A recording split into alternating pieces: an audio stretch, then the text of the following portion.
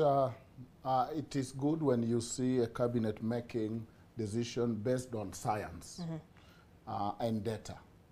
Of course, there have been a lot of debate.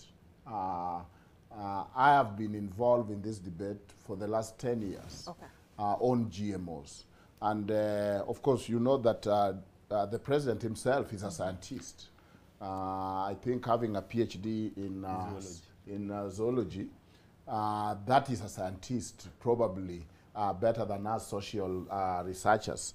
But one of the challenges, even then, we were looking at it legally. There is a very good paper written by Professor Kameri Mbote, is that meanwhile, food aid and the maize that were being imported are GMOs. So even as Kenyans were saying they have locked their border from GMOs, all those maize that were coming in to aid and help us are GMOs. And so that there was that contradiction. Number two, the scientists, and I know Oduor has been pushing for this, and we have spoken a lot about it.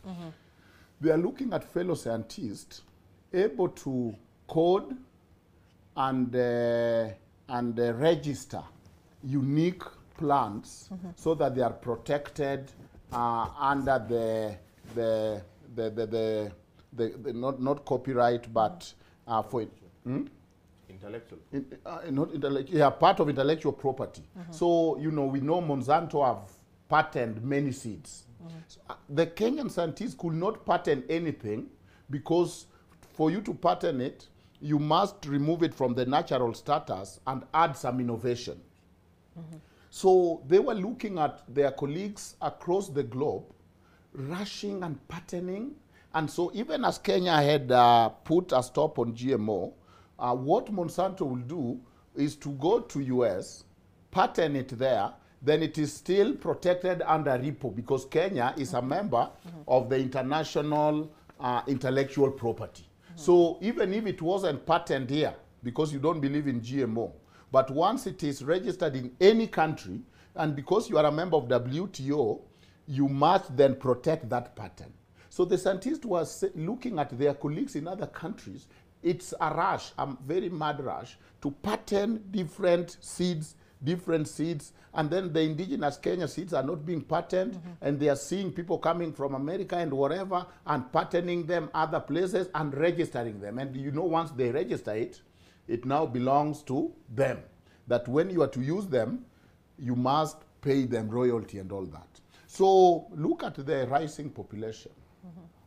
2 weeks ago, almost embarrassed, you saw Excellency saying, this is the last time I'm flagging food aid.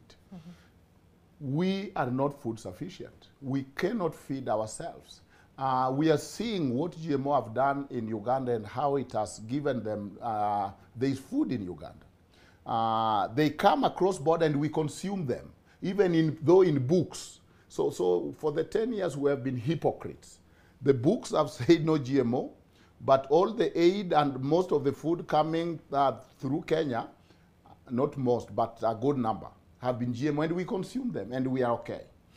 So I'm glad that, you know, when cabinet do not do witch logic of saying this is how I feel, and it's led by science, then it makes sense. I think there are some measures that can be undertaken. I'm usually afraid of the traditional seed. My grandma's seeds that she smokes on top of the kitchen and then goes and plant, and whether that will be affected, that can be protected legally, so that because the Constitution also recognizes right to culture, and within our culture we have our traditional seeds. So I think there's a good balance to protect Kenyans and make sure that we have reliable food for our population.